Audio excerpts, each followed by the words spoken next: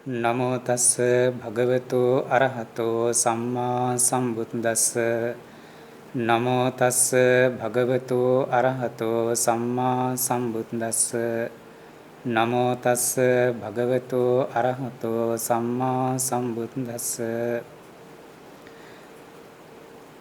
පූජනීය මහා සංඝරත්න අවසරයි ශ්‍රද්ධාවන්ත පින්වත්නි අපි සූත්‍ර අධ්‍යයන පාඩමට අදාළව සාකච්ඡා කරගෙන ආවේ සූත්‍ර පිටකයේ මජ්ක්‍ධිම නිකායේ මූලපණ්ණාසකයේ මහා සීහනාද වර්ගයේ මහා සීහනාද සූත්‍රය.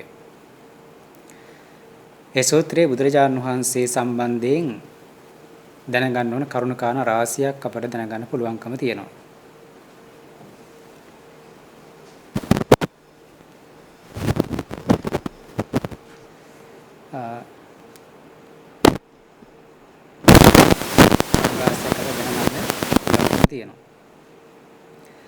බුදුරජාණන් වහන්සේ ගුණ සම්බන්ධයෙන් ඒ වගේම බුද්ධත්වයටපත් වෙන්න කලින් දුෂ්කර ක්‍රියා කරපු ආකාරය සම්බන්ධයෙන් ඒ වගේම තව ලෝක විශේෂ සම්බන්ධනොත් කරුණු කාරණා රාශියක් අපිට දැනගන්න පුළුවන්.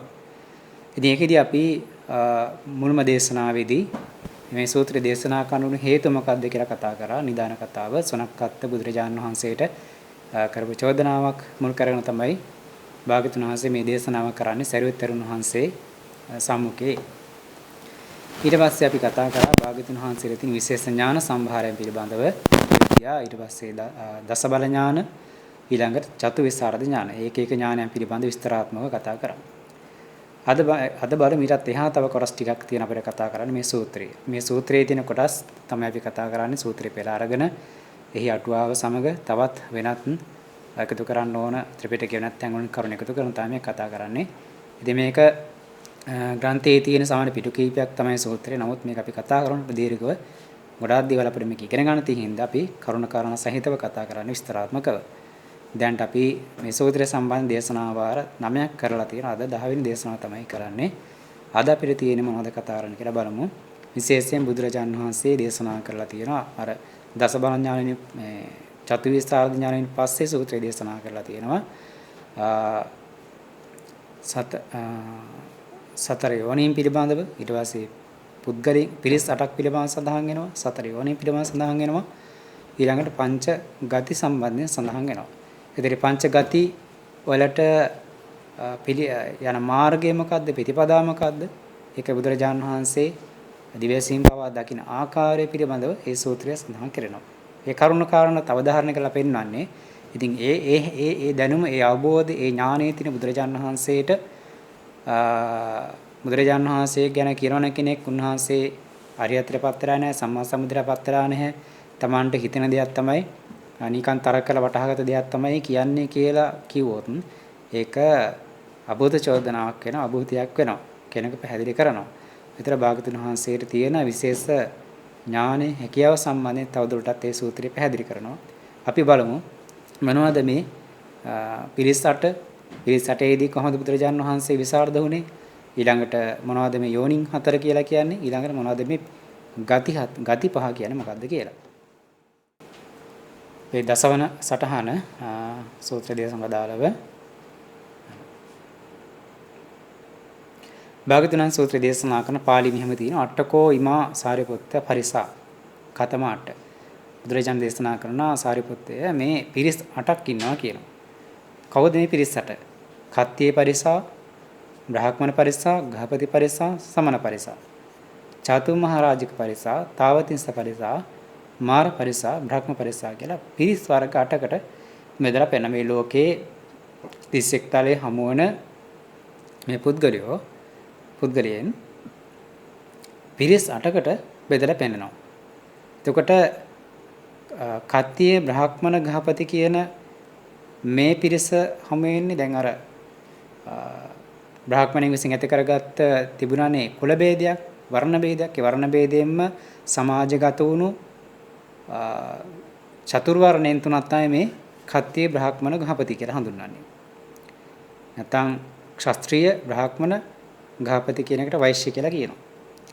සුද්‍ර කියන ගානේ මෙතනදී ගණන් ගන්නේ නැහැ.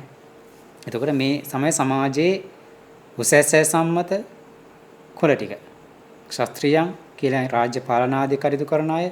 බ්‍රාහ්මණ කියලා කියන්නේ මහා බ්‍රහ්මයා උපදින යාග්ගෝම ආදී කරන අය. දන් පිළිගන්න, දන් පූජා කරන, උගන්වන, යාග්ගෝම කරන මේ මහා බ්‍රහ්මයා සම්බන්ධතා තියෙන අය කියලා කියන්නේ නේද? මහා බ්‍රහ්මයාගේ මුඛයෙන් උපන්න අය. කත්තිය කියලා කියන බාහුවෙන් උපන්න අය. ගෘහපති කියනවා දෙකලෙන් උපන්න අය. ඒතර ගෘහපතිය මේ ශාස්ත්‍රීයයන් අතර ශාස්ත්‍රීය පඬිතුවරු ඉන්නවා. මහා දැනුගත්කම් තියෙන ශාස්ත්‍රීය අය ඉඳලා තියෙනවා. ශාස්ත්‍රීය පඬිතෙන් ඉඳලා තියෙනවා. බ්‍රාහ්මණයන් අතර බ්‍රාහ්මණ පඬිතෙන් ඉඳලා තියෙනවා. ත්‍රිවේදීය පරප්‍රාප්ත බොහොම චතුරුව කෙනෙක් එක්ක වාදිවාද කරන්න පුළුවන් හැකියාව තියෙන වාදයෙන් අනිත් අය පරාජය කරන ඒ වගේ බ්‍රාහ්මණ පඬිතුවරු ඉඳලා තියෙනවා. ගෘහපති පඬිතු ඉඳලා තියෙනවා. ගෘහපතියන් අතර තේනේ පඬිතු ඉඳලා තියෙනවා. එතකොට ඒ වගේ පිරිස් ඉන්නවා. ඒතර සියලුම කස්තිය සියලුම බ්‍රාහ්මණ සියලුම ගෘහපති මේකට ඇතුළත් වෙනවා. මේ අය අතර ඉඳලා තියෙන මහා පඬිත අය. ඒ කියන්නේ පඬිතු කියලා කියන්නේ බොහොම ඥානාන්විත, උගත්, දැනුම තියෙන, බුද්ධිමත්, තර්කය හැකියාව තියෙන එවැනි අය ඉඳලා තියෙනවා. සමන පිරිස් අයත් අතර එහෙම ඉඳලා තියෙනවා. ශ්‍රමණ පිරිස් අයත් අතර තමන්ගේ දෘෂ්ටිවාදය බොහොම තදින් අරගත්ත ඒවා සකාරණ සහේතුක ඒ සම්බන්ධ තර්ක විතර කරන්න පුළුවන් හැකියාව තියෙන වාදාභිසම්පන්න ශ්‍රමණ පිරිස් ඉඳලා තියෙනවා. එතකොට ශ්‍රමණ පිරිස් කියන එකට ඇතුළත් වෙනවා දැන් බුදුරජාණන් වහන්සේගේ ඒ භික්ෂු පරම්පරාව ශ්‍රමණ පිරිසට ඇතුළත් වෙනවා. ඊට අමතරව බුදුරජාණන් ජීවමාන කාලේ හා භාග්‍යවතුන් වහන්සේ පහළ වෙන කලින් ඉඳලා ඉන්දියාවේ හිටපු ශ්‍රමණ පිරිස් තියෙනවා. ශාස්ත්‍රාතුරු නිගණ්ඨාන්ත පුත්ත වගේ ඒ කුල තියෙන ඇතුළත් තියෙන. ඒ වගේ ශ්‍රමණ පිරිස් ඉඳලා තියෙනවා. ඊළඟට චාතු මහරජා පිරිස කියලා කියන්නේ චාතු මහරජා දිවි ලෝකයට ඇතුළත් සියලුම දෙනා. එතකොට ඒකේ ප්‍රධාන වශයෙන් ඉන්නවානේ යක්ක, නාග, කුම්භාණ්ඩ, ගහන්ධාරව කියලා හතර ආකාරයක්. ඊට අමතරව භූමටු දෙවියෝ, රුක් දෙවියෝ මේගොල්ලෝ ඇතුළත් තියෙන්නේ චාතු මහරජාගෙට.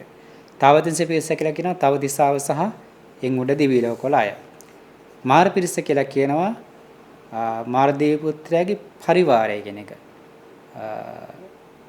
මාරදේව පුත්‍රයා නෙමෙයි මාරදේව පුත්‍රයාට ඉන්න පිරිවර තමයි මාර පිරිස කියලා කියන්නේ. බ්‍රහ්ම පරිස කියලා කියනවා බ්‍රහ්ම ලෝකවල ඉන්න ඒ බ්‍රහ්මයන්. මහා බ්‍රහ්මයා ඇතුළු බ්‍රහ්ම පිරිස. ඒතර මේ විදිහට පිරිස් 8කට බෙදෙනවා. එතකොට මේකෙදීන් අර නිරී ඉන්න සත්වෝ 31 තලයේ ගත්තාම නිරි සතුත් ඇතුළත් වෙනවා, ප්‍රේත විසත් ඇතුළත් වෙනවා, තිරසංගනයස් ඇතුළත් වෙනවානේ. ඒගොල්ලෝ ඉතින් වැඩක් නැහැ. ඒ ආයත් එක්ක වාදිවාද කිරීමක් හෝ සාකච්ඡා කිරීමක් වෙන්නේ නැහැනේ. සාකච්ඡා කිරීමක් කරනවා නම් වාදිවාද කිරීමක් කරනවා නම් ඒක කරන්න පුළුවන් මේ වගේ සුගතිය කියන පිරිස සහිතද. සුගතිය ඉන්න අය තමයි මේ විදිහට මනුස්සයන් අතර ඉන්න අය කොටස් 3කට බෙදලා තියෙනවා. කත්තිය, බ්‍රාහ්මණ, ගෘහපති කියලා ඊළඟ සමන මනුස්සයන් අතර ඉන්න අය. 4 වර්ගයකට බෙදලා තියෙනවා. ඒ සුගතිය දිවි ලෝක ගත්තාම දිවි ලෝක වල අය චාතු මහරජා පිරිස වෙනම කොටසක් වශයෙන් දක්වනවා. ඒ සාල ඒකේ නානා ප්‍රභේද කී ගණනාවක් හම් වෙනවනේ. එකම පිරිසක් නෙමෙයි.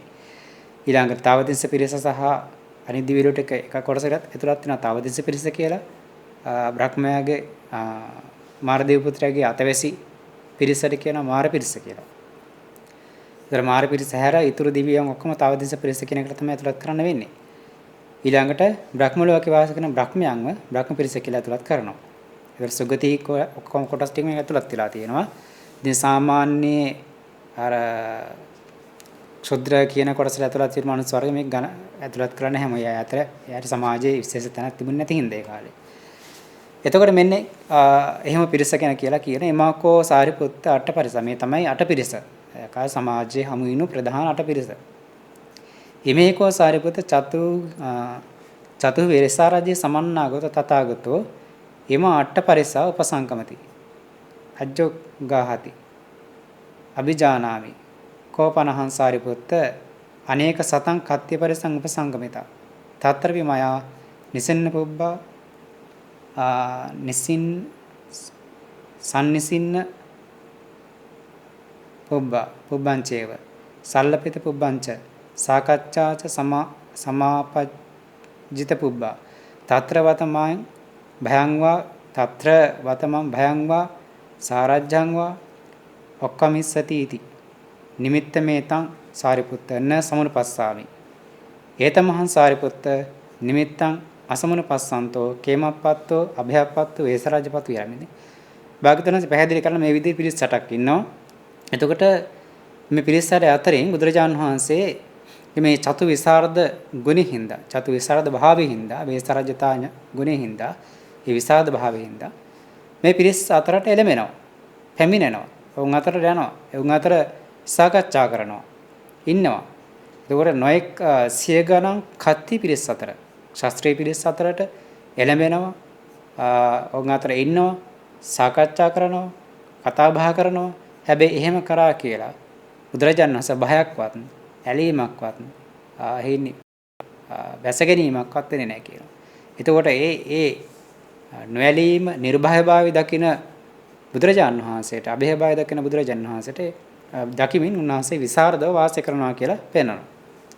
ඒතර ඒ වගේම නොඑක් සිය ගණන් බ්‍රහ්ම පිරිස් වෙත, සිය ගණන් ග්‍රහපති පිරිස් වෙත, සිය ගණන් ශ්‍රමණ පිරිස් වෙත, චාතු මහරජක පිරිස් වෙත, තාවතින්ස පිරිස් වෙත, මාර පිරිස් වෙත, බ්‍රහ්ම පිරිස් වෙත මේ විදිහට එළවෙනවා. ඒ කිසිදු තැනකදී ඒ අයත් එක්ක ඒ තැන් වලට වැඩ වාසය කරනවා, පැමිණෙනවා, ඔවුන් සමග කතා බහ කරනවා, සාකච්ඡා කරනවා. ඒ වුණත් භයක් හෝ තැති ගැනීමක් හෝ ඇලීමක් හෝ ගැටීමක් ඇති වෙන්නේ නැහැ. ඒ නිසා ඒ කේම භාවය, අභය භාවය දක්මින් විසරදව වාසය කරනවා කියලා බුදුරජාණන් වහන්සේ පෙන්නනවා. එතකොට මේකේ ලස්සන කතාවක් කියනවා. එක පැහැදිලි කරන කණින් මේ අටුවා විතින කාරණා පැහැදිලි කරන්නම්. එහි කත්තිය පුරිසා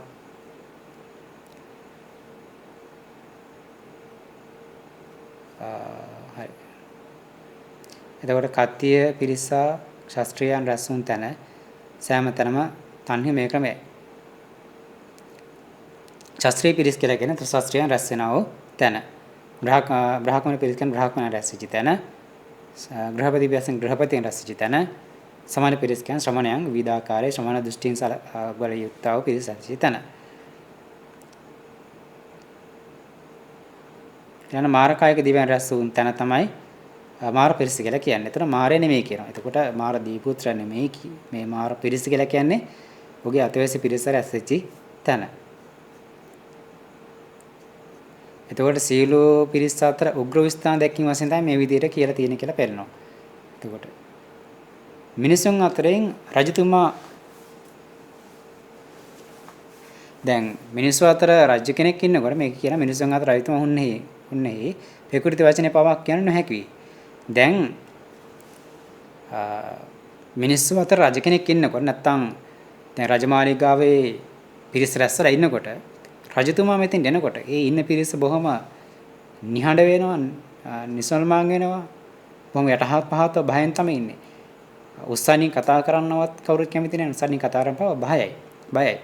සමහර කෙනෙක්ගේ රජුර එනකොට දහරි දානවා. බය වෙනවා. නොමුදහ ගන්නවා. එහෙම වෙන අවස්ථා තියෙනවා. නේද? දැන් තේදාන්විත බලසම්ම රජ කෙනෙක් එනවා දකිනකොට කවුරුත් කෑකෝ ගහන්න ගෝසා කරන්න යන්නේ නැහැ. නිස්සද්දව ඉන්නවා. භයෙන් ඉන්නවා සමහරට. තැති ගන්නවා. ඒ රජතුමා සමහර සැරෙන් කතාවක් කරොත් එimhe සමහර කෙනෙක් දහරි දාන්න පුළුවන්. බයලා වැටෙන්න පුළුවන්. එහෙම වෙන අවස්ථා තියෙනවා දැන්. අද කාලේ වගේ මේ කාලේ රජුරෝ තමන්ගේ වගකීම නිසි ආකාරයෙන් ඉටු කරන හින්දා හරියට පාලනය කරන හින්දා ධර්මයේ කටයුතු කරන හින්දා රජුරන්ගේ තේජාන්විත භාවය වැඩි. ඒ නිසා රජුරන්ගේ තේජාන්විත භාවය හේතු කාරණා කරන සමහර කෙනෙක් උට කතා කරගන්න බැරිව රජ කෙනෙක් ඉස්සරහා. රජ ඉස්සරහා කතා කරන්න බෑ, වාදිවාද කරගන්න බෑ. තමන්ගේ පැමිණි කාරණා තමයි කියන්න බැරි වෙනවා. දහරි දාන ලොමු දැහ ගන්න. එහෙම වෙනවා කියන රජ කෙනෙක් ඉස්සරහට ගියාම. ඊළඟට සමහර ශ්‍රමණ පිරිස්, සමහර බ්‍රාහ්මණ පිරිස් ඉන්නේ වගේ තේජාන්විත. එතකොට ඒ වගේ අර ත්‍රිවේදී පරප්‍රාප්ත වාදාභිමුඛෝ වාද කරන දක්ෂ වාදෙන් අනිත් පරාජය කරන බමුණෙක් ළඟට කියන්නේ නැහැ කෙනෙක් බයයි. මේක සත්‍යක සූත්‍රය කියන්නේ සත්‍යක බමුණ ගැන, සත්‍ය ගැන. එතකොට සමහර ග්‍රහපතිවරුන් වගේ පඬිත අය. එයාට බයයි. දැන් අර මේ පරිබ්‍රාජිකාව හිටියේ ජම්බුක පරිබ්‍රාජිකාව. එතකොට එයා අර වාද 500ක් ඉගෙනගෙන දඹාත්තක් වැඩි ගොඩ ගහලා යනවනේ මේ මාත් එක්ක වාද කරන්න කැමති දක්ෂ කෙනෙක් නම් මේක පොඩි කරන්න කියලා. කවුරුත් ඉදිරිපත් වෙන්නේ අර පොඩි ළමයෙක්වත් විහිළුවටවත් ඒ දේ කරන්න. එච්චර බෑ යාට. නේද? සර්වතරුණා තමයි අන්තිමට দমনය කරේ. ඒකට ඒ වගේ අය ඉන්නවා සමාජයේ. එතකොට එවැනි කෙනෙක් ළඟට සාමාන්‍ය කෙනෙක් යන්නේ නැහැ. බයයි, තැති ගන්නවා, ලොමු දැහ ගන්නවා. නේද? හොඳ දැනුමක් වත්කමක් තියෙන කෙනෙක් යන්නේ නැහැ. එතකොට ඒ වගේ ශ්‍රමණ පිරිස් ඉන්නවා. සමහර අමනුෂ්‍ය ඉන්නවා. ඒ වගේ හැකියාවන් තියලා බය ගන්නවන කෙනෙක්ව බය කරන්න පුළුවන් අමනුෂ්‍ය ඉන්නවා.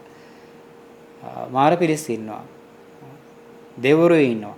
බ්‍රහ්ම පිරිස් නම් මේ වගේ ඒ වගේ විශේෂ හැකියාවන් තියෙන පිරිස් තියෙන. ඒතර බුදුරජාණන් වහන්සේ මේ ඕන පිරිසක් කරා යනවා. වඩිනවා. එක්කෙනෙක් නෙමෙයි 100 ගණන් දහස් ගණන් මෙවැනි පිරිස් කරා වඩිනවා. වෙලලා සාකච්ඡා කරනවා. වාද කරනවා. ඒගොල්ලෝගේ අහන ප්‍රශ්න පිළිතුරු දෙනවා. ඒ මොනවා කරත් ඒගොල්ලෝ කොච්චර වාදිවාද කරත් අන්තිමට බුදුරණන් සමය හැම කෙනෙක්ම দমনය වෙනවා. සමහරට ඒ අයගේ කිහිලි වලින් දාඩි දානවා. ඇඟෙන් දහරි දානවා. ලොමු දැහ ගන්නවා. බුදුරජාණන් වහන්සේගේ එහෙම කිසිදු ආකාරයක දෙයක් වෙන්නේ නැහැ. අර සත්‍යක සූත්‍රයේ සඳහන් වෙනවානේ. සත්‍ය කියලා වාද කරන්නේ අන්තිමට සත්‍යකගේ දහරි දානවා නේද? ලොමු දැහ ගන්නවා, බය වෙනවා, හැඟ වෙනවා. ඉතින් එහෙම වෙනවා. ඒකට බුදුරජාණන් වහන්සේට අන්නේ ඒ අටපිරිස් අතරින් කොයි පිරිසකට ගියාද? ඒ පිරිස අතර 100,000 ගණනක් අතරට ගියාත් විසරද බුදුරණන් වහන්සේ නිර්භයව ඉන්නවා. අභයභාරි පැමිණෙන හැට බුදුරජාණන් වහන්සේගේ විසරද භාවය ගැන තුන්දී පෙන්නවා නිර්භය භාවය ගැන.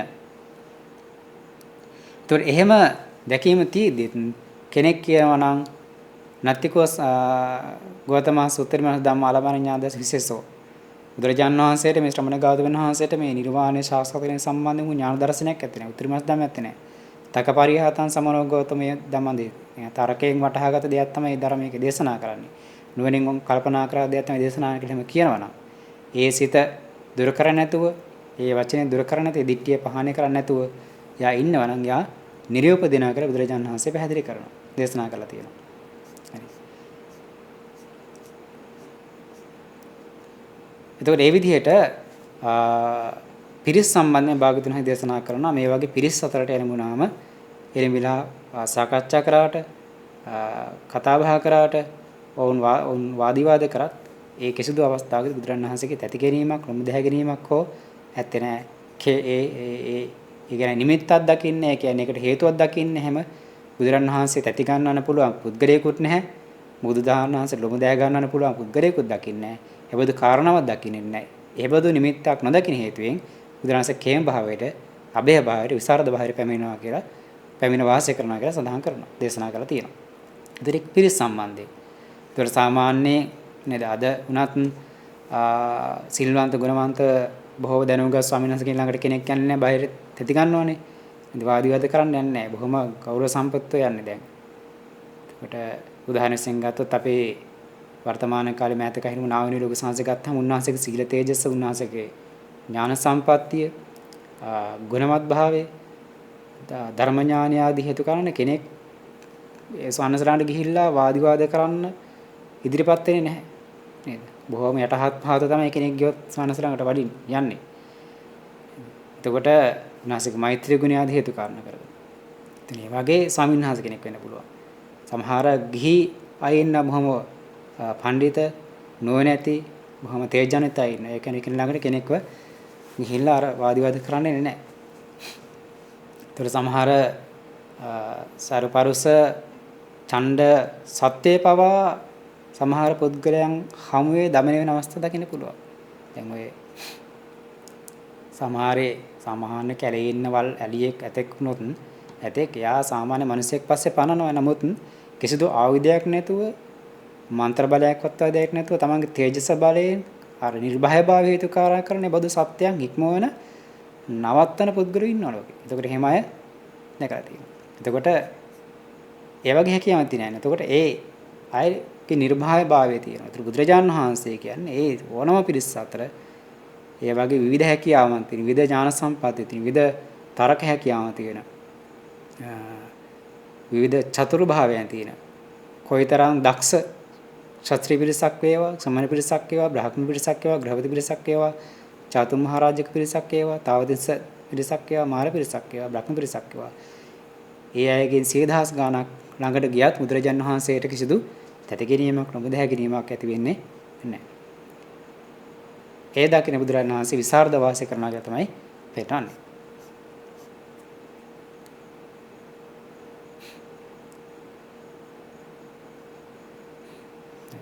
එතකොට අද කාලේ ඒක ඊට වඩා වෙනස් නේද? ඒ කාලේ රජවරු නම් බොහොම තේජාන්විත බලවන්ත රජවරු හිටියා.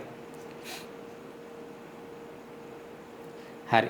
එතකොට ඊළඟට බලමු ගති පිළිබඳව.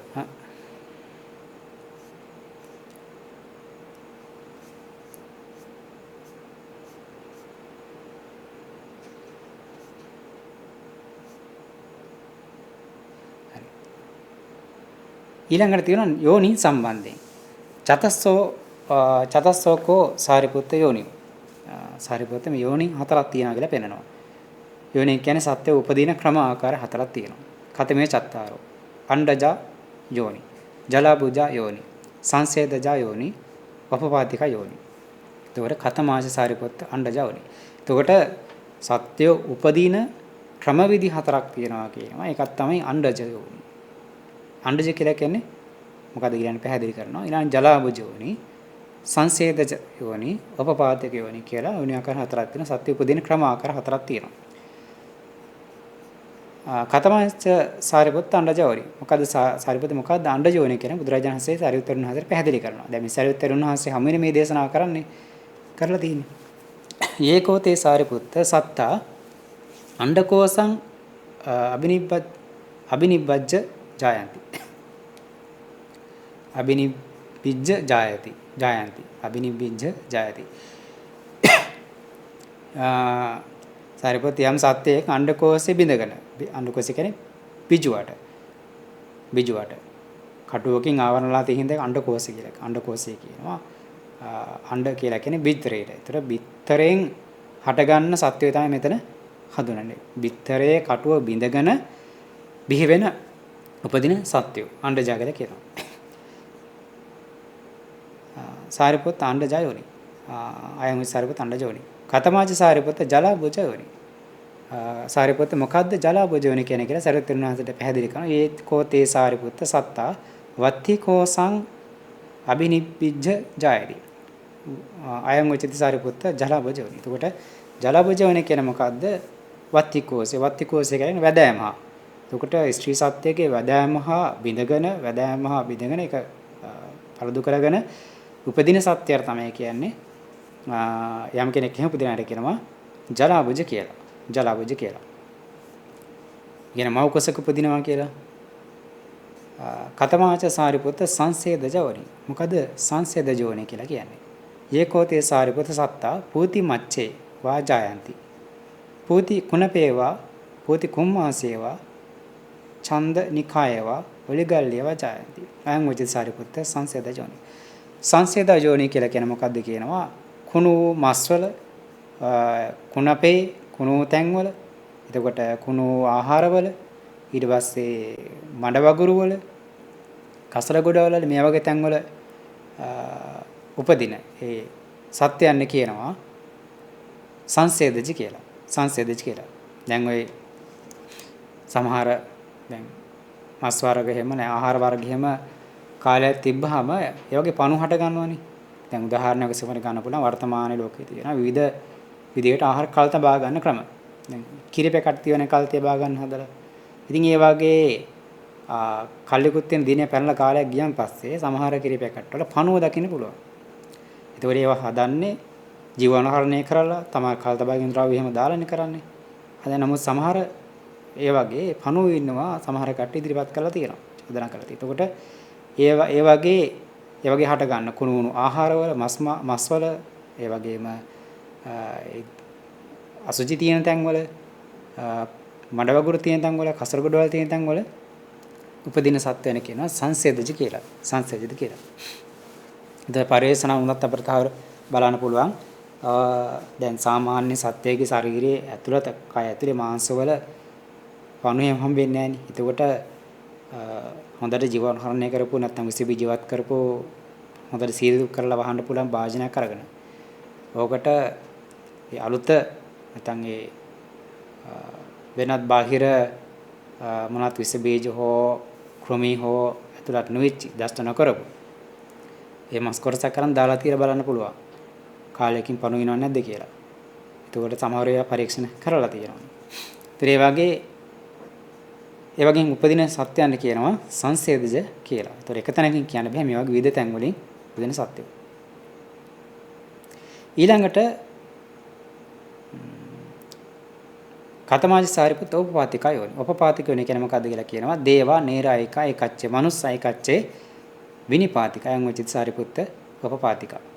හිමේකෝ සාරිපුත්ත චතස්ස යෝනි. එතකොට උපපාතික කියලා කියන්නේ මොකද්ද? උපපාතිකව කියලා කියන්නේ පරිපූර්ණ අංගපසංග ඇතිව උපදින සත්‍යෝ. අංගපසංග පස්සේ වැඩිනව නෙමෙයි දැන්. අණ්ඩකෝෂයේදී ඒ මව්පස පියපස ධාතු එකතු නම් පස්සේ ක්‍රමක්‍රමයෙන් තමයි ඒ බිජුවට ඇතුලේ සත්‍යව වර්ධනය වෙන්නේ. වස්තිකෝෂයේදීත් එහෙමයි. සංසේද අවස්ථාවේත් කුඩාවට හටගෙන ටික ටික තමයි අංගපසංග වර්ධනය වෙන්නේ. උපාතික සත්‍යයන්ගේ වෙන්නේ පරිපූර්ණ අංගපසංග ඇතිව තමයි පිරිපුන් සත්‍යයක් වශයෙන් එකවරම පහළ වෙන්නේ. පස්සේ කයෙන් වැඩෙන්න පුළුවන්.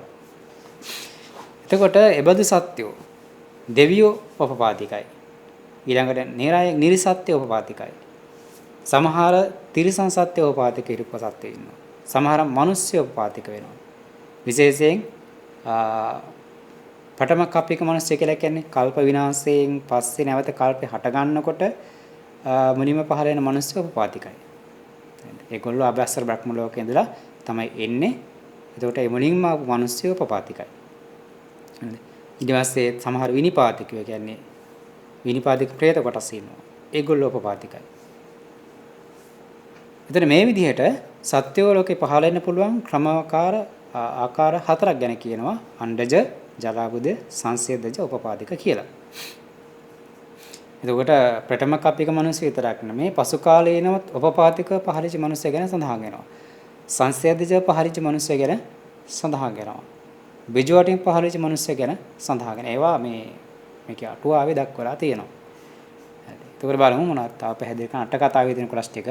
චතස්සෝකෝ මේ සාරිපුත්ත යෝනි මෙහි යෝනි යනෝ කියලා කියන්නේ ස්කන්ධයට කොට්ටාසට කාරණට අන්ත ප්‍රසව මාර්ගයේ නමක්. එතකොට යෝනි කියලා කියන පදයේ භාවිතා කරන ස්කන්ධ කොට්ටාසටත් ස්කන්ධ කොටසටත් කියනවා කාරණයටත් කියනවා ප්‍රසව මාර්ගයටත් කියනවා. ප්‍රසව මාර්ගය කියලා කියන්නේ ඒ සත්‍යව ප්‍රසූත කරන මාර්ගයටත් යෝනි කියලා කියනවා.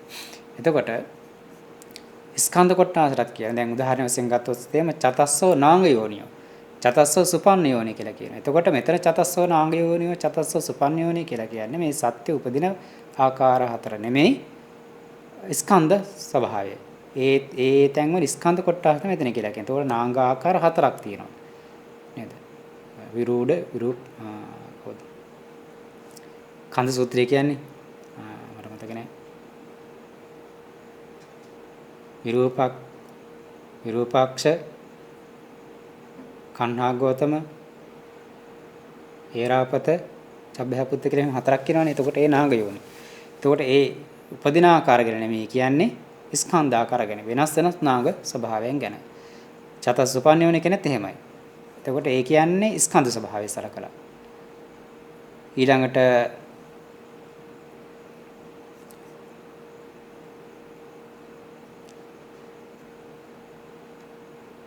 යෝනි හේසා භූමජ ඵලස් අධිගමාය. ඊට පස්සේ ඵලයන්ගේ අධිගමයටත් මේක යෝනි කතාවෙන් කියන කාරණාව කියන අර්ථයෙන් යම් දෙයක අධිගමයට.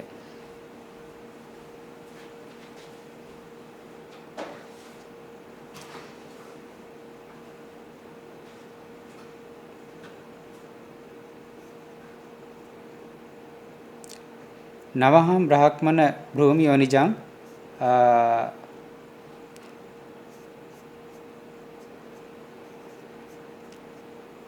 යෝනිජම් මත්ති සම්භවං මෙහි ප්‍රසව මාර්ගය. එතකොට ඒ සූත්‍රයෙන් කියන්නේ ප්‍රසව මාර්ගයට නමක් කියන එක.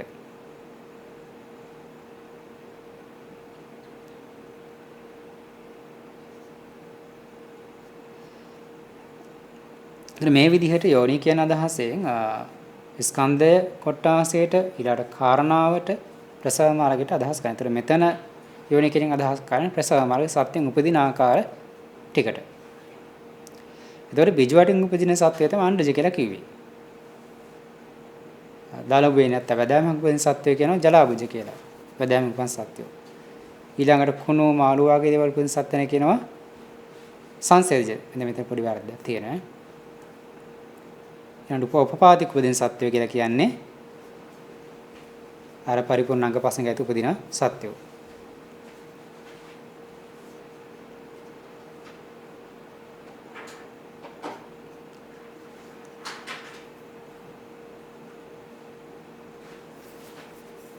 දැන් මෙතන පූති කුණපේ නැත්නම් කුණපේ උපදින සත්වය කියලානේ කියන්නේ සංසේදිජයට ඒක අනිෂ්ඨාස අදහසින් දක්වලා තියෙන නමුත් ඉෂ්ඨ වූ ගෙතෙල් තලතෙල් මීපැණි ආදී පවා සත්වය හිම උපදින්න පුළුවන් කියනවා. අර හොඳ පිරිසුදු දේවල් කියන්නේ සාමාන්‍ය ඒවා ඉෂ්ඨ දේවල් කියන්නේ හොඳ දේවල් කියන්නේ ඒ වගේ දේවල් උනත් උපපාතිකව සංසේදජව සත්‍ය උපදින්න පුළුවන් කියලා කියනවා. නමුත් අනිෂ්ඨ අදහසින් තමයි අර කුණු මාළු වල කුණු ගොඩවල උපදිනවා කියන කතාව කියන්නේ. දේවාකන දහන් චාතුම් මහරජකේ පටන් මත්හේ දෙවරු තමයි කියලා කියන්නේ චාතුම් මහරජකෙන් හායින් උඩ දෙවරු උපපාතිකයි. නමුත් භූමඩ දෙවියන් අතර මේ සිව් යෝනියම දෙවරු ඉන්නවා කියලා කියනවා. සිව් යෝනියම උපදිනා ඉන්නවා. ඒ කියන්නේ භූමඩ දෙවියන් අතර අණ්ඩජ දෙවිවරු, ජලාබජ දෙවිවරු, සංසේදජ දෙවිවරු, උපාදී දෙවිවරු කියන හතර ආකාරයෙන්ම පහළ වෙන පුළුවන් කියනවා භූමඩ දෙවියන් අතර. නමුත් චාතුම් මහරජකේ සහින් උඩ අනික් අය දෙවිවරු ඕපපාතික විතරයි පහළ වෙන්නේ කියනවා. ඒකච්ච මනුස්ස මිනිසුන් අතරින් ඇතමෙක් ඕපපාතික වෙනවා. ඒ වගේම පටවක අපි මිනිස්සුත් ඕපපාතිකයි. බහුතරයක් මිනිස්සු ජලාබුජ ගුණෙන් තමයි ඇතුළත් වෙන්නේ. ඒතර කාන්තක පුත්‍ර දෙබෑතරුන් කියලා කෙනෙක්. තරුණහස දෙනමක් ඉඳලා තියෙන ඒ කාලේ කාන්තක පුත්‍ර කියලා උන්වහන්සලා දෙන්න අණ්ඩජ උපන්නයි කියලා කියනවා. බිජුවටක උපන්න සාන්නසර දෙනමක් ඉඳලා තියෙනවා ඒ කාලේ. නේ අට කතාවේ පැහැදිලි කරලා තියෙනවා සඳහන් වෙනවා. පියුම් ගැබි උපන්න පොක්කර සාති. ඒක පොක්කර සාති බ්‍රහ්මණ උපදින්නේ පියුම් ගැබද. ඒක එතන සඳහන් වෙනවා. සූත්‍රයෙන් සඳහන් වෙනවා. ඊළඟට පත්මාවති දේවිය උපදින්නෙත් එහෙම. ඒතකොට ඒ අය සංසේදෙචයි. සංසේජින උපන්නයි. ඊට පස්සේ අම්බපාලි ගණිකාව කියන අය කියලා උපපාතිකව. විනිපාතකයන් අතරින් නිච්ඡා මතන්නේක പ്രേත කොට්ටාසය പ്രേතයෝ තිරසං සතුත් උපපාතිකයි. අනිත් අය සීයෝනි උපදින පුළුවන් කියනවා. තිරසංග සතුනුත් උපපාතිකයි. නිච්ඡා මතන්නේ പ്രേතත උපපාතික අනිත් പ്രേත කොට්ටාස සීයෝනි උපදින පුළුවන් කියනවා. දැන් සමහර වේමානික പ്രേත කොට්ටාස ඉඳලා තියෙනවා. ඒගොල්ලෝ දරුවෝ බිහි කරනවා. ඔය සානිතිනිකායේ යක්කසාන්තු තියෙනවා. පියංකර මාතා සූත්‍රය, පුනබ්බස මාතා සූත්‍රය කියලා. ඒ අය තමගේ කුසෙන් දරුවෝ බිහි කරලා තියෙනවා. ඒකෝ දරුණු නැලවිලි දරුණාලෝප අවස්ථා ගැන සඳහන් වෙනවා. දරුණාලෝපින් බණහක අවස්ථා ගැන සඳහන් වෙනවා. ඒතර මේ විදිහට ඒ සත්‍යයන් අතර මේ සතර වලින් උපදිනා ඉන. ඒතර මිනිස්සු අතර ඉඳලා තියෙන හැම බොහොමයක් මිනිස්සුયો ජලාබුජ නමුත් ඇතම් මිනිස්සුયો කලාතුරකින් පහළලා තියෙනවා. අණ්ඩජ උපන්නයි මේ ස්වාමීනසර දිනමක් ඉඳලා තියෙනවා. ඊට පස්සේ සංසේජද පොකර සාදි බ්‍රහ්මණය පద్මාවති දේවියය උපපාතික පහලෙච්චයි අම්පාලි ගණිකා වගේ. එතකොට මෙහෙම ඉඳලා තියෙනවා. පඨම කල්ප මිනිස්සු කොහොමද උපපාතිකයි. තිරසංගත සතුන් අතත් හිමිට වයින්නවා. තිරසංගත සතුන් අතර මේ සීයෝනීම දකින්න පුළුවන් අය ඉන්නවනේ. සීයෝනීම උපදින අය ඉන්නවනේ. නේද? අණ්ඩජ තිරසංගත සත්‍ය අණ්ඩජ උපදින තිරසංගත සත්‍ය ඉන්නවා. ජලාබුජ උපදින තිරසංගත සත්‍ය ඉන්නවා. උපපාතික පන්න ඇත් ඉන්න පුළුවන්. සංස්කෘතික පන්න ඇත් ඉන්න අසංස්කෘතික වන්තන තිරසතුන් හම්බ වෙනවා. එතකොට ප්‍රේතයන් අතර තමයි අනිච්චම තන්නේ പ്രേත කොට්ටාසයෝ ගැන කිව්ව උපාතිකය කියලා අනිත් අය සීයෝනි උපදින පුළුවන්. මෙන්න මේ විදිහට මේ යෝනි සම්බන්ධ බුදුරණන්සේ පැහැදිලි කරලා තියෙනවා. එතකොට ඒ යෝනි සම්බන්ධයෙන් අවබෝධයේ තියෙන්නේ දැකීම තියෙන්නේ මේ විදිහට සත්‍ය උපදින ආකාර තියෙනවා. ඒගොල්ලන්ගේ විවිධත්වයේ සත්‍යයන් උපදින ආකාර විවිධත්වයේ තත්ත්වාකාරයෙන් බුදුරජාණන් වහන්සේ තමයි දකින්නේ. දැකලා තියෙන්නේ. ඒ හැරෙන්න වෙන කෙනෙක් මේ සම්බන්ධව අවබෝධ කරගත කෙනෙක් ලෝකයේ ඇත්තේ නැහැ. යම් මට්ටමේ දේශනාවක් පෙන්වා දීලා ඇති. නමුත් මේ සත්‍ය උපදින එක් යෝනි කොහොමද උපදින්නේ කියන කාරණාව යෝනි සම්බන්ධයෙන් පරිපූර්ණ අවබෝධයක් සියල්ලෙන් සැර පැහැදිලි අවබෝධයක් තියෙන දැකලා තියෙන දැකීමක් තියෙන බුදුරජාණන් වහන්සේට. එතකොට ඒ බඳු අවබෝධයක් තියෙන දැකීමක් තියෙන බුදුරජාණන් වහන්සේට යම් කෙනෙක් කියනවා නම් එහෙම භාගතුන් හසරේ උත්තරී ධර්මයක් ඇත්තේ නැහැ. නිවන් සාක්ෂාත් කරගත් බවක් නැහැ. නිවන් දැකලා නැහැ. උන්වහන්සේ මේ තමන් තරකින් වටහා දිය තම දේශනා කරන එහෙම කියනවා නම් අන්නේ වචනේ දුරු කරන්නේ නැතුව වචනය ප්‍රහාණය අතහරින්න නැතුව දෘෂ්ටි අතහරින්න නැතුව හිටියොත් යා හිසෙන්ගෙන දියක් බිම තියනවා වගේ නිරූපදිනවා කියලා පැහැදිලි කරනවා. ඒතොර යෝනි සම්බන්ධයෙන් භාගතුන් දේශනා කරලා තියෙනවා. එතකොට මේ තව තවත් කරුණු කාරණා සඳහන් කරන යෝනි සම්බන්ධ විවිධ තැන්වල විනය පිටකේ හැමත් කරුණු දැක්වෙනවා මේ සතර යෝනි සම්බන්ධයෙන්. ඉතින් මේවා සම්බන්ධ කෙනෙකුට තර්ක විතරක් කරනවා කොහොමද එහෙම ඉන්නේ කියලා. නමුත් ඒ වගේ දේවල් අතීතයේ වෙලා තියෙන වර්තමානයේ සමහරට කලාතුරකින් වෙන්න පුළුවන් කම තියෙන පුළුවන්.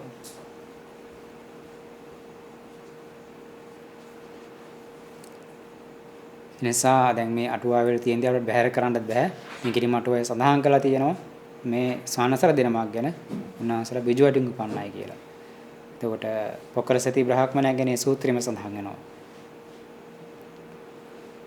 සංසදිද ආකාරයෙන් උපන්නයි ගැන. හරි. එතකොට අපිට මේවා අද නොපෙනුනාට නොදකින්න තිබුණාට සුලබ නොවුණාට ඒවා දේවල් නැහැ කියලා අපිට කියන්නට බෑ.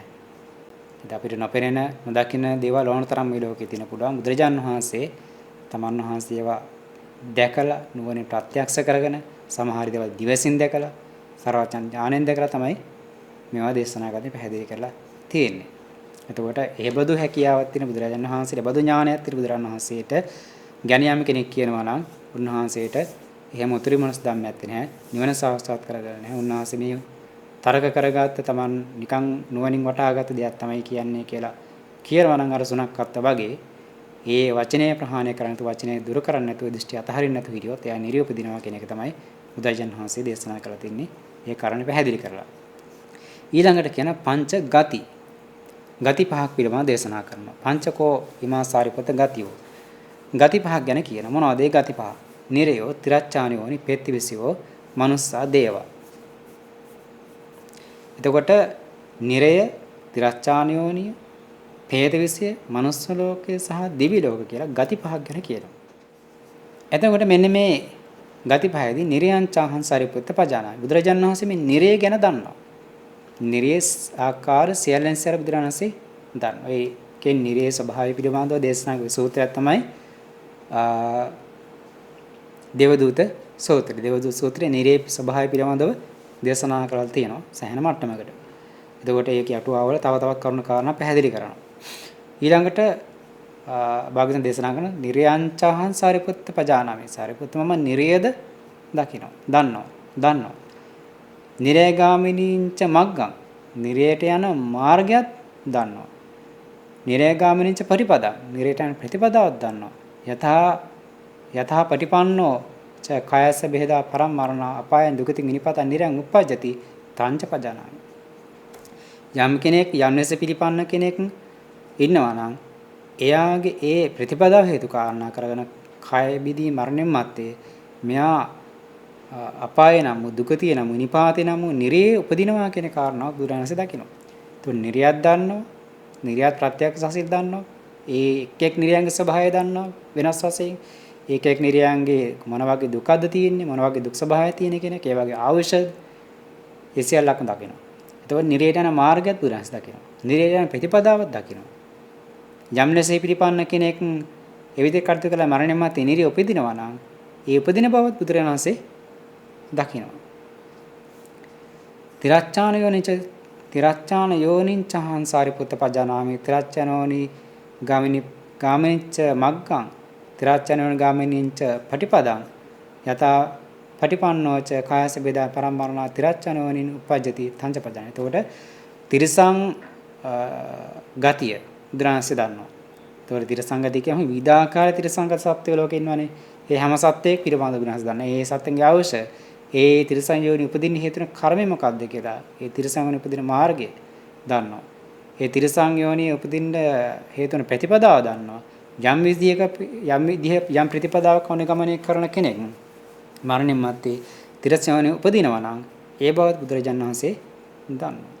ප්‍රතිපදාව කියනකොට සුගති පිළිගන්න ප්‍රතිපදාව දරන්නේ මේ ඒවට යන ඒ කටයුතු කරන ආකාරය ප්‍රතිපදාව කියලා තමයි කියන්නේ. ඊළඟට පෙත්තිවිසයන් චාහං සාරිපුත්ත පජානාමි. පෙත්තිවිසය ගාමිනිංච මග්ගං. පෙත්තිවිසය ගාමිනිංච පටිපදං.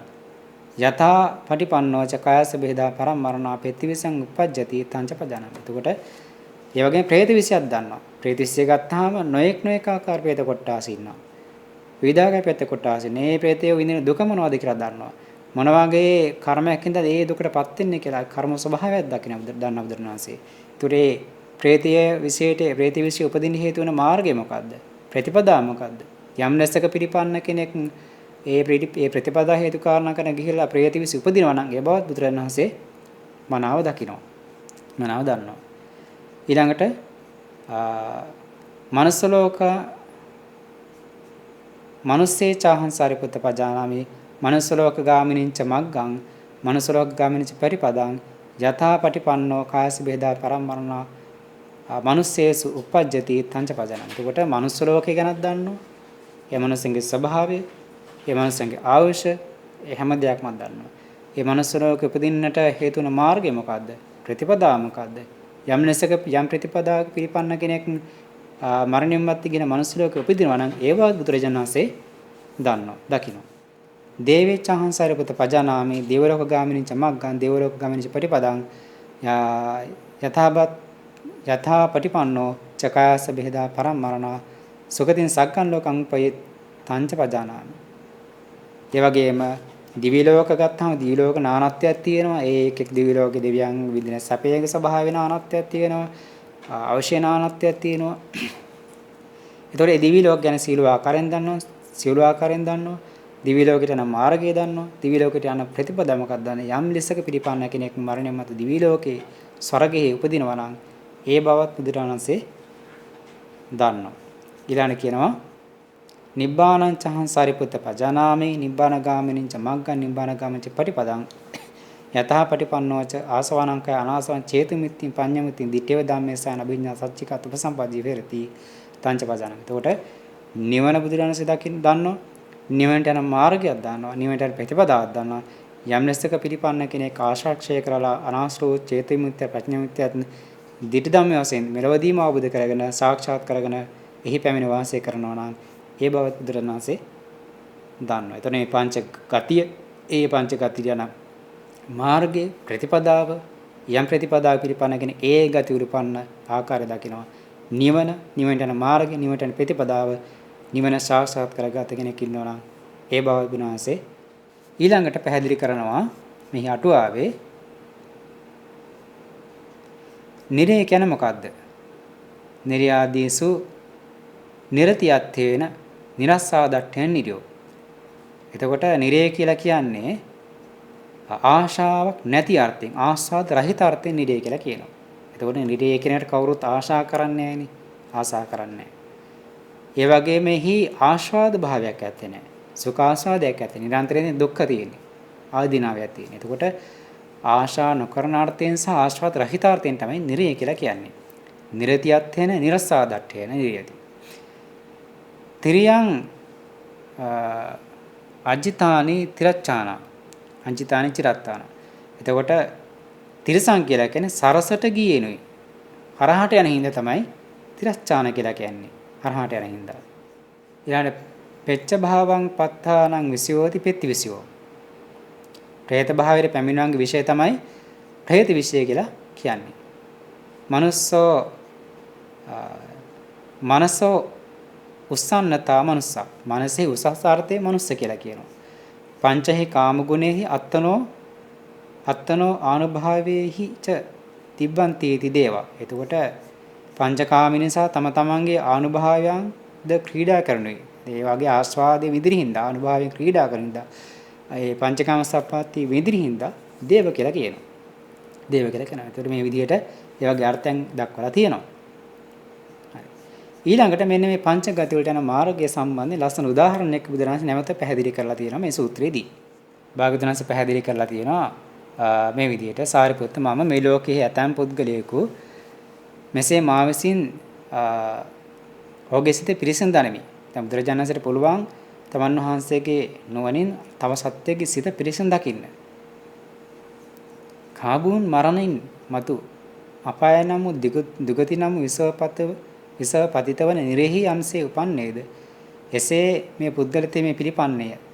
එසේ තිරව පවත්තයි. ඒ මාර්ගයේ නැගී සිටියේයි දකින්න. ඒතකොට බුදුරණන්සේට පුළුවන් තව කෙනෙක් සිත තමන්ගේ සිතින් පිරිසිදු දකින්න. යම් කෙනෙක් ඉන්නවා කය බින්දිලා කියන්නේ මරණයට කය බින්දිලා යනවනේ. මරණලා කය බින්දිලා කය බින්දී මරණයෙන් මත්තේ මේ අපායේ නැත්තම් දුගතිය නම් විසපතිතවන මේ උළුවේ යටි අතරින් වැටෙන්නේ. නේද? ඒකට එහි උපදින එහි පතිත වන යම් පුද්ගලයෙක් ඉන්නවා නම් යම් එහෙම පිළිකපන්න කෙනෙක් ඉන්නවා නම් එහෙම ඉරියව පවත්තන ඒ නිරේ උපදින්න හේතු ඉරියව පවත්තන ඒ විදිහේ මාර්ගයට බැසගත් කෙනෙක් ඉන්නවා නම් ඒ බව බුදුරණස් දකිනවා. පසු කලයක මිනිසා සෙක්මගේ පිරිසුදු දිවසින් කාබුන් මරින මතු සැපයෙන් පහව දුකට පිහිටු විස පතිත වන නිරෙහි උපන් ඒකාන්තයෙන් දුක් වූ තියුණු රළු වේදනා විඳින ඒ පුද්ගල තෙම දකින්න. එතකොට පස්සේ කාලයක දැන් ඒ සත්‍යය ජීවත්වලා ඉන්නකොට කටයුතු කරන ස්වභාවයෙන් යා යන මාර්ගය අනුව යා කටයුතු කරන හැසිරීම අනුව යන ප්‍රතිපදාව අනුව මේ පුද්ගලයා යන්නේ නිරේට යන මාර්ගයේ ඉන්නේ නිරේට ප්‍රතිපදාව වෙන එක බුදුරජාණන්සේ දන්නවා දකිනවා. පස්සේ කාලෙක මේ සත්‍යය මැරිලා අර සැපෙන් පහව දුකම පවතින විසපතිතන මේ නිරේ ඉපදුනෝ ඉපදිලා ඒකාන්තේ තියුණු කටුකු අමිහිරු දුක් වේදනා විඳිනේ පුද්ගලයාත් දකිනවා. යා ජීවත් වෙන කාලේ කටයුතු කරපු ආකාරය අනුවත් දන්නා මම යන්නේ නම් නිරේට කියලා. ඒ වගේම තමයි යා මරණය මත නිරේ ඉපදිලා දුක් විඳින ආකාරය බුදුරජාණන්සේ දකිනවා. උදාහරණයක් කියනවා සාරිපුත්ත පහව ගිනිසිලු ඇති පහව දුම් ඇති පහව ගිනි අඟුරු ඇති පුරුෂ ප්‍රමාණයෙන් අධික වූ අඟුරු වලක් වේද යම්සේ වේද. ඔන්න ගිනි අඟුරු ගිනිසිලු පහ වෙලා ගිය දුම් පහ වෙච්ච ගිනි අඟුරු තියෙන පුරුෂ ප්‍රමාණයක මනසේ තරම් ගැඹුරුට අඟුරු පිරිච්ච අඟුරු වලක් තියෙනවා. ගිනි අඟුරු වලක් තියෙනවා. ඒතර මේක ගිනි සිලු නෑ දැන්. නමුත් ගිනි සැර තියෙනවානේ. ඒකල ග්‍රීස්මෙන් තවනු ග්‍රීස්මෙන් පෙරුණු ක්‍රාන්තු හටගත් තෘෂ්ණ ජල තෘෂ්ණ ඇති හටගත් පවස් ඇති පුරුෂයෙක් ඒ අඟුරු වලදී උදෙසා අඟුරු වලම උදෙසා ඊට වැටි තිබෙන එකම මගින් යන්නේ. එතකොට යම් කෙනෙක් ඉන්නවා දැන් ග්‍රීස්මෙන් බොහොම අවරස්මෙන් පීඩාටපත් වෙලා ග්‍රීස්මෙන් පීඩාටපත් වෙලා බොහොම පිළීමටපත් වෙලා ඉන්නේ. පිපාසයෙන් හටගෙන තියෙන. දැන් එයාට වතුර ජල තෘෂ්ණා කියන්නේ වතුර අවශ්‍යතාවය තියෙනවා. වතුර ගැනීම ආශාව තියෙනවා. පිපාසයටපත් වෙන බොහොම වෙහෙස වෙලා ඉන්නේ. හැබැයි ඒ ග්‍රීස්මෙන් තැවුණු පිපාසයටපත් වෙච්ච බොහොම වෙහෙසටපත් වෙච්ච කාන්ත වෙච්ච මේ පුද්ගලයා යන්නේ අර එකම අඟුරු වල තියෙන මාර්ගේ. අඟුරු වලට වැටලා තියෙන පාරම යන්නේ.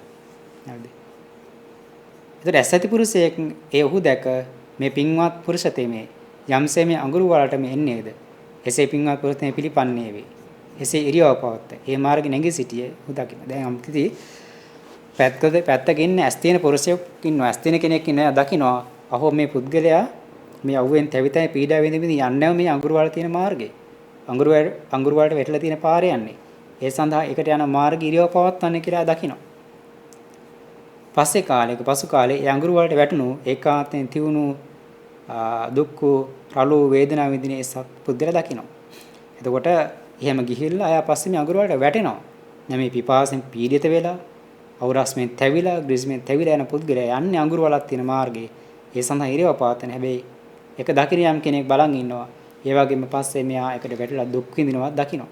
අන්න ඒ වගේ උදාහරණයක් කියනවා. එතකොට ඒ උදාහරණ පෙන්නලා කියන බුදුරජාණන්සේ ඒ පරිද්දෙන්ම භාග්‍යවතුන් වහන්සේත් මේ ලෝකයේ යම් පුද්ගලයෙකුගේ සිත භාග්‍යවතුන් වහන්සේෙන් පිරසින් දකිනවා කියනවා. මේ පුද්ගලයා මරණයන් මත්තේ සැපයෙන් පහව දුකට හේතු විස පතිත වන මේ නිරයට යන මාර්ගයේ තමයි ගමන් කරන්නේ. ඒ විදිහට ඉරියව් පවත්වන්නේ ප්‍රතිපදාවේ ඉන්නේ. ඒ විදිහට කටයුතු කරන්නේ. ඒතර මෙයා කරන කියන කයෙන් වචනයෙන් සිතෙන් කරන මේ දේවල් නිසා නිරේ තමයි යන්නේ. නිරේට උපදින කියලා බුදුනස් දන්නවා. පස්සේ කාලික මරණ මැත්තේ ඒ පුද්ගලයා නිරේ වැටිලා දුක් විඳින එකත් බුදුරජාණන් දිවසින් දකිනවා කියනවා. කලින් ජීවත් වෙන දකිනවා. මස්සේ මරණන් පස්සේ දිවසින් ඉන්නවා. ඒ සත්‍ය දුක් විඳින ආකාර භාගයෙන් දිවසිනුත් දකිනවා කියනවා. ඔන්නේ පළවෙනි ගති සම්බන්ධය. දෙවෙනිට ඊළඟට පැහැදිලි කරනවා ඒ අපායනේ කිව්වේ ඊළඟට තිරසංගත වෙන්නේ. ඒතකොට යම් පුද්ගලෙක් ඉන්නේ වගේම යම් භාගයෙන් තව පුද්ගලෙක් මේ විදිහට සිත පිරිසින් දකිනවා. ඔහුගේ සිත පිරිසින් දකිනවා. මොහොමද මේ පුද්ගලයා කය විඳින් මරණය මත තිරසං යෝනි උපදින්නේ යම්සේද? ඒ තිරසං යෝනියේ උපදින ක්‍රමය තමයි පිළිපදින්නේ. යාගේ කායික ස්වභාවයක් තියෙන්නේ, වාචික ස්වභාවය, මානසික ක්‍රියා තියෙන්නේ, කායික වයස මානසික ක්‍රියා තියෙන්නේ. ඊයෝ තියෙන්නේ තිරසං යෝනි උපදින හේතු වෙන විදිහට. තිරසං යෝනි උපදින හේතු වෙන විදිහට. එතකොට පස්සේ කාලයක මෙයා මරණයන් මාතේ ගිහිලා තිරසංගන උපදිලා ඉන්න ආකාරය බුදුරජාණන් වහන්සේ මිනිස්සසික්ම වූ පිරිසු දිවසින් දකින කතාවත් පැහැදිලි කරනවා. ඒක උපමාවකින් කියන කොහොමද? තිරසන් ලෝකේ තියුණු රළු දුක්නේ තියෙන්නේ. උපමාවක් කරන පුරුෂ ප්‍රමාණයට අධික වූ අසුචියෙන් පිරුණු අසුචි වලක් වේද. ඒතර පුරුෂ ප්‍රමාණය මිනිස්සෙක් ගිලයන් තරම් වූ අසුචියෙන් පිරිස අසුචි වලක් තියෙනවා. ඒතර ග්‍රීස්ම කාලයේ තැවුණු ග්‍රීස්ම කාලයේ පෙරුණු ක්‍රාන්තුණු ජල තෘෂ්ණාවෙන් ජල පිපාසය හටගත්ත පුද්ගලයෙක් වෙනවා. එයා යන්නේ හැබැයි මේ එකම අසුචි වලට වැටලා තියෙන පාරේ. ඒ පාරට යන විදිහට තමයි ඉරියව් පවත්වන්නේ. ඒ පාරේ තමයි යන්නේ. ඉතින් ඇස් ඇති පුරුෂයෙක් දකිනවා මේ මිනිස්සයා යනවා. ඉතින් පිපාසයෙන් පීඩා වෙලා අවුරස්මෙන් තැවිලා බොහොම වෙහෙස වෙලා ඉන්නේ. හැබැයි මෙයා යන්නේ අසුචි වලට වැටලා තියෙන පාරේ. ඒ විදිහට ඉරියව් පවත්වන්නේ කියලා එක මේ මිනිස්සයා දකින ඇස් ඇති පුරුෂයා දකිනවා.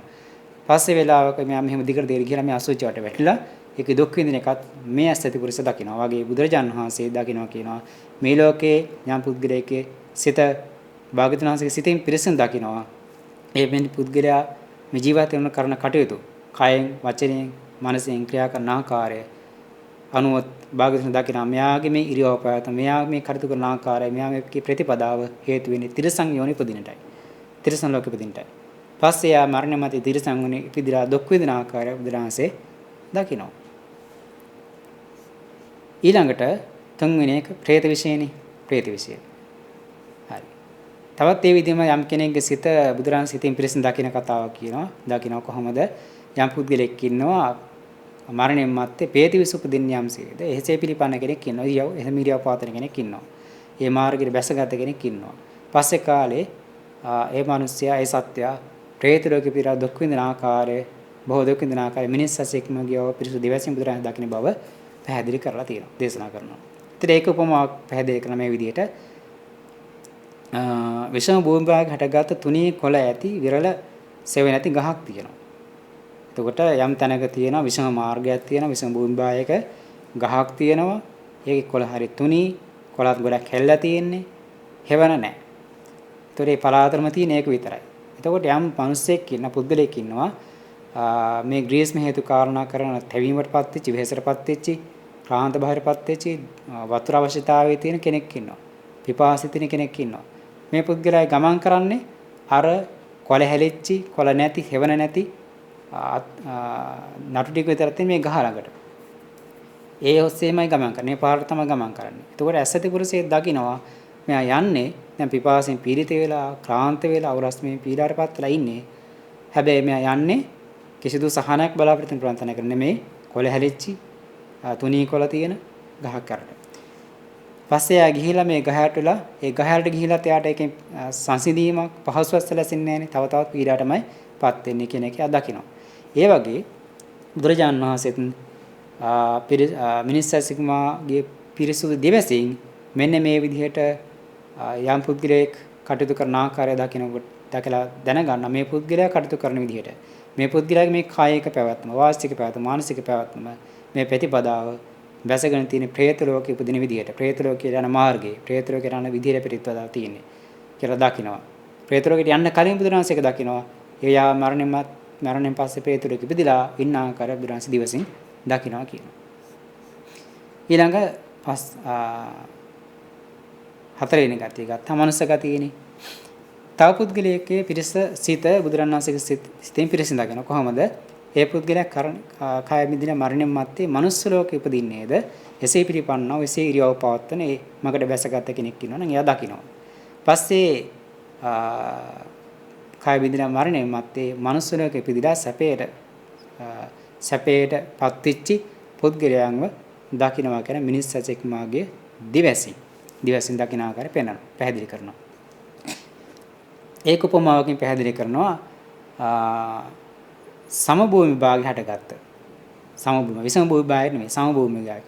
පැහැදිලි යන්නේ නැ පහසුයි අමාරු නැති හොඳ පාරක් තියෙනවා. සමභූමි භාගය හටගත්ත. හොඳ ඝන වැරුණු කොළ අතුපතර විහිදී ගිය හොඳ සෙවණ තියෙන රුකක් තියෙනවා. එතකොට ග්‍රීස්මයෙන් පිපාසයෙන් පීඩාවටපත් වෙච්ච තැවෙච්ච වතුර අවශ්‍යතාවයේ තියෙන වෙහෙසටපත් වෙච්ච පුරුෂයෙක් නේ පුරුෂය යන්නේ අර හොඳ ගහ යටට. සමභූමි භාගයක තියෙන පහසු යන්න පුළුවන්. හොඳට අතුපතර විහිදිච්ච හොඳට කොළ තියෙන සෙවණ තියෙන සිසිලස තියෙන ගහක් තියෙන ඒ ගහයට තමයි යන්නේ. ඒතකොට ඇසති පුරුෂයෙක් ඉන්නවා පැත්තෙන් බලන් ඉන්නවා. යා පුරුෂයෙක් කෙනා මෙයා හොඳට මෙයා බොහොම අවරාසෙන් පීඩාටපත් වෙලා විපාසයටපත් වෙලා වතුර අවශ්‍යතාවය තියෙන කෙනෙක්. හැබැයි යන්නේ හොඳ අතුපතර විහිදීගේ හොඳ සෙවණ තියෙන සිසිල් සෙවණ තියෙන ගහකට. එයා ඒ ගහ ළඟට ගිහිල්ලා ඒ සෙවණට දිමින් සහනීයටපත් වෙන ආකාරය ඒ පුරුෂයා දකිනවා. ඇසත් පුරුෂය දකින. ඒ වගේ බුදුරජාණන් වහන්සේ දකිනවා පුරුෂයා පුද්ගලයෙක් ඉන්නේ. පුද්ගලයාගේ ඇවතුම් පැවතුම් කායික වශයෙන් ක්‍රියාවන් එයාගේ කටයුතු කරන කර්ම පවතින කොහොමද? මනුස්ස ලෝකෙ උපදින්න හේතු වෙන විදිහට. ඒතකොට මනුස්ස ලෝකෙට යන මාර්ගයට බැසගෙන ඉන්නේ. මනුස්ස ලෝකේ යන ප්‍රතිපදාවේ ඉන්නේ. ඒතර යා ඒ විදිහට කටයුතු කරලා පස්සේ මරණය මැත්තේ නැවත මනුස්ස ලෝකෙ ඉපදිලා සැපේටපත් වෙන ආකාරය බුදුරජාණන්සේ මිනිස්සෙක් ඉක්මාගේ පිළිසු දිවසින් දකින බව පැහැදිලි කරනවා.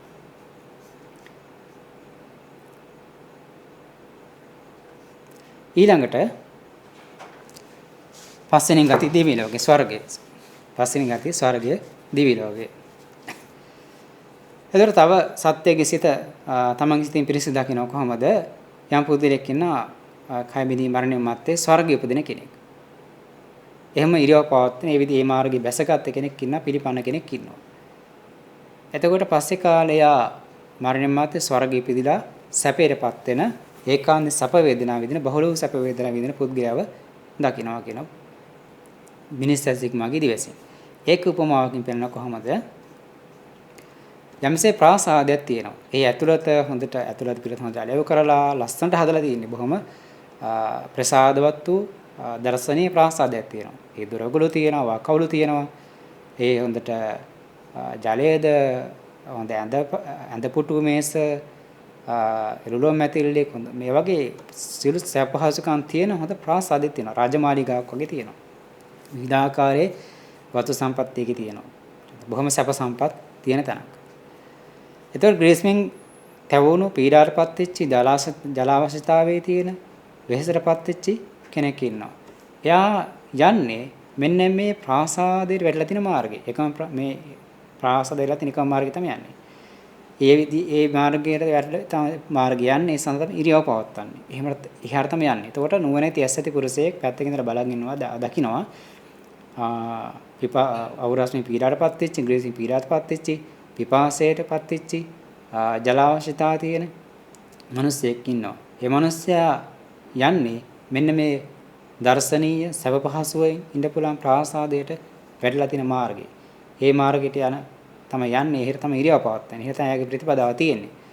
ඉතින් පස්සේ ඒ කාලෙක එයා ඒ ප්‍රාසාදයට ගිහිල්ලා එහි සැපේටපත් වෙලා එහි සැප විඳින ආකාරයත් දකිනවා. ඒ වගේ භාග්‍යතුන් වහන්සේ මනුස්ස ඇසීක්මාගේ පිරිසුදු දිවසින් මේ විදිහට යම් පුද්ගලයෙක් ඉන්නවා නම් ඒ පුද්ගලයාගේ සිතේ යම් පුද්ගලයෙක් සිතේ පිරිසිදු දකිනවා. ඒ පුද්ගලයා කටයුතු කරන ආකාරය, එයාගේ කායික පැවැත්ම, වාචික පැවැත්ම, මානසික පැවැත්ම අනුව ඒ පුද්ගලයා කටයුතු කරන්නේ කොහොට යන්නද?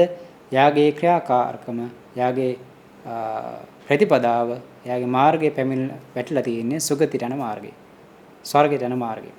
පස්සේ ආ මරණය මැත්තේ ස්වර්ගයේ ඉපදලා සැපේටපත් වන ආකාරය බුදුරණන් වහන්සේ මිනිස් සසික්මාගේ පිරිසුදු දිවසින් දකින්නවා කියන එක පෙන්වනවා.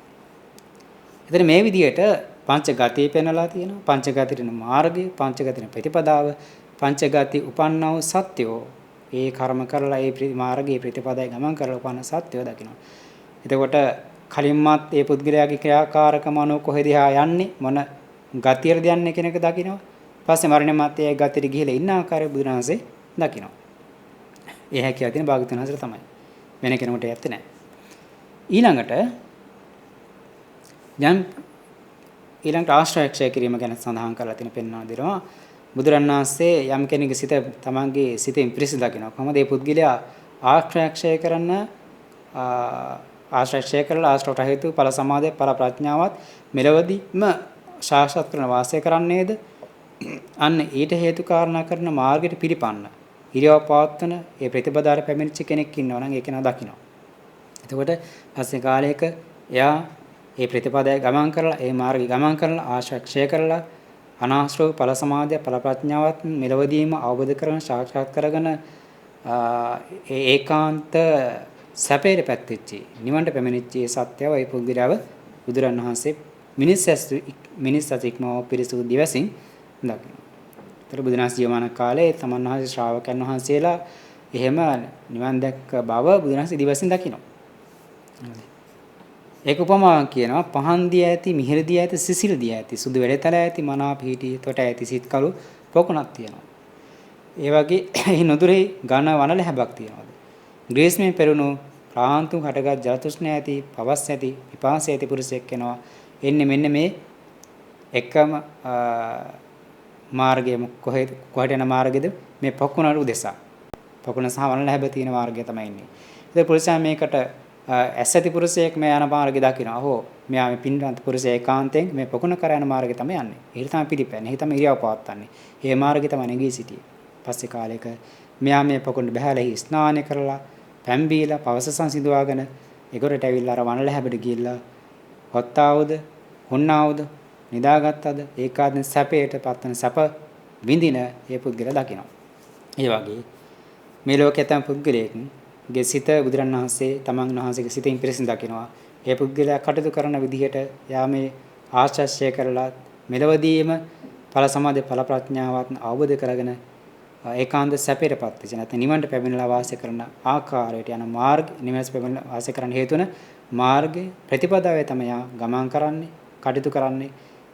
ඒක එහෙම කටයුතු කරලා පස්සේ ඒ ආශ්‍රවක්ෂය කරලා අනාශ්‍රව ඵල සමාධි ඵල ප්‍රඥාවත් මෙලවදීම අවබෝධ කරගෙන ප්‍රත්‍යක්ෂ කරගෙන ඒකාන්ත සැපෝ නිවන්ට පැමිණ වාසය කරන ආකාරය භාග්‍යතුන් වහන්සේ මිනිස් සික්මාගේ දිවසින් පිරිසුදු දිවසින් දකින්න බව පැහැදිලි කරනවා.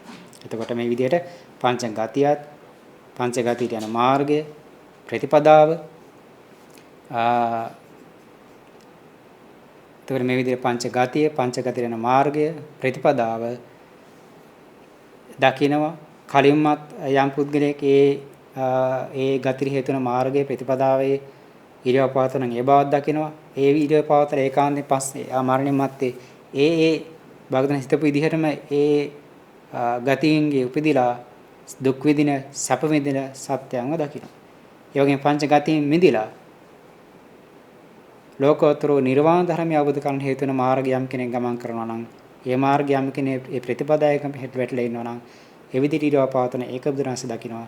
පස්සේ ආශ්‍රය කරලා ඒ ඵල සමාධි ඵල ප්‍රඥාව මෙලවදීම අවබෝධ කරන වාසය කරන අනාශ්‍රව ඵල සමාධි ඵල ප්‍රඥාත් මෙලවදී අවබෝධ කරන වාසය කරන ඒකාන්ත සැපෝ නිවන්ට පැමිණ වාසය කරන ඒ පුද්ගලයාව භාග්‍යතුන් වහන්සේ දකින්නවා. කොහොමද මිනිස් සික්මාගේ පිරිසුදු දිවසින් දකින්නවා කියන එක මෙන්න මේ සූත්‍රය පැහැදිලි කරනවා. ඉතින් එබඳු හැකියාවක් තියෙන එබඳු නුවණක් තියෙන මේ ලෝකේ පංච ගති පිටබඳව තත්වාකාරයෙන් අවබෝධ කරගත්ත.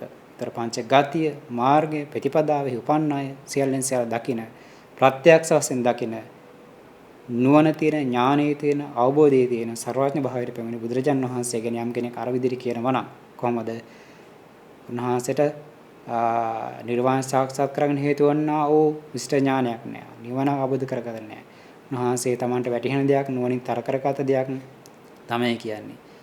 කියලා යම් කෙනෙක් කියනවා නම් අන්‍ය වචනය දුරු කරන්නේ නැතුව ඒ දෘෂ්ටි දුරු කරන්න තු හිටියොත් එයා ඒකාන්තේ මරණින් මත්තේ නිරිය උපදිනවා කියලා බුදුරණවහන්සේ දේශනා කළ දෙන පැහැදිලි කරලා තියෙනවා. එතකොට භාගතුන්ස් මෙතන පැහැදිලි කරන තුන්වහන්සේගේ තියෙන ඥාන සම්පatti පිළිබඳව අවබෝධය පිළිබඳව ප්‍රත්‍යක්ෂ ගුණ සම්බන්ධ. එතකොට ඒ බඳු තත්ත්වයටපත් වෙච්ච වෙන ශාස්ත්‍රවරයෙක් මේ ලෝකයේ ඇත්තේ නැහැ බුදුරජාණන් වහන්සේ හැරුණකොට.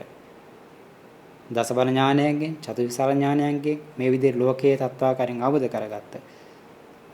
අටපිරිස් සම්බන්ධයෙන් සතරවෙනි සම්බන්ධයෙන් පංචගාති සම්බන්ධයෙන් ඒ සියල්ලෙන් සියල්ල තත්වාකාරයෙන් අවබෝධ කරගත්ත වෙන සාහෘතු කෙනෙක් ඇත්තේ නැහැ සතාගත සම්මා සම්බුදුරජාණන් වහන්සේ හැරුණකොට.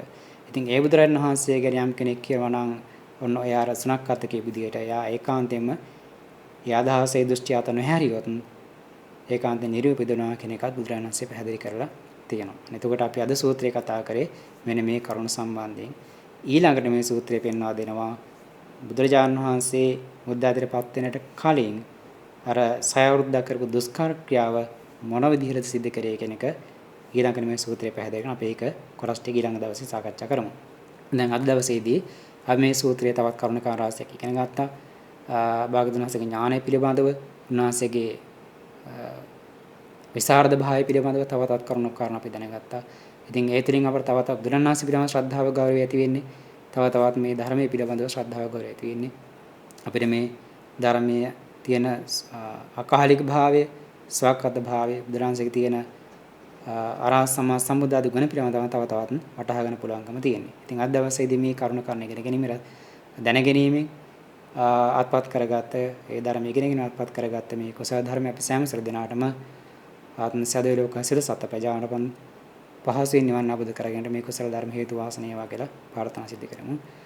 ආකාසට්ඨා චුම්මට්ඨා දේවා නාග මහිද්దికා පුඤ්ඤන්තං අනුමෝදිත්වා චිරන් රැක්කන්තු සම්බුද්ධ ශාසනං ආකාසට්ඨා චුම්මට්ඨා දේවා නාග මහිද්దికා පුඤ්ඤන්තං අනුමෝදිත්වා චිරන් රැක්කන්තු සම්බුද්ධ දේශනං ආකාසට්ඨා චුම්මට්ඨා දේවා නාග මහිද්దికා පුඤ්ඤන්තං අනුමෝදිත්වා චිරන් රැක්කන්තු සම්බුද්ධ ශාවකං චිරන් රැක්කන්තු මං පරන්ති.